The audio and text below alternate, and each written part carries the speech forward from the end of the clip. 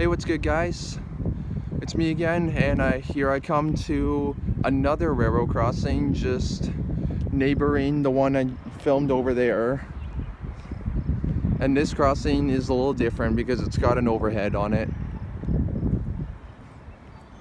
And there's two main tracks here, and there's an abandoned track.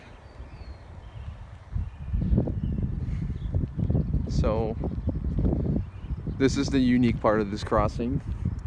It's still the sketchy town of London, Ontario, but it's a really busy crossing and it's pretty unique. There's a overhead right there so people backed up can see that they're backed up and why they're backed up. And here's the relay case. Some of the numbers are just rubbed off. That's the Dundas Sub, and there are the two main tracks, and those tracks go to the VIA station, which is kind of in the distance. I can see through the peak of the trees. It's very hard to see if you, I don't know if the camera picked it up, but these two tracks would be the main tracks for the CN freight trains and the VIA trains.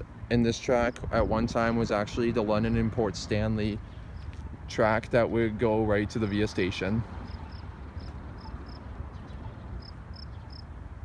And there's a switch machine that's controlled by a switch operator in Toronto.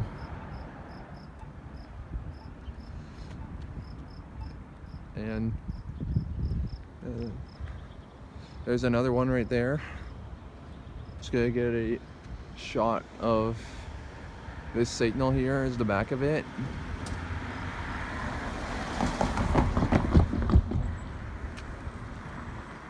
And here's a shot of the back of this signal. And they have two chime bells on them. And there's three tracks, and there's the warning for two trains. And that's gonna do it for this video. And if you want to see more, leave a comment down below, leave a like and subscribe. Peace.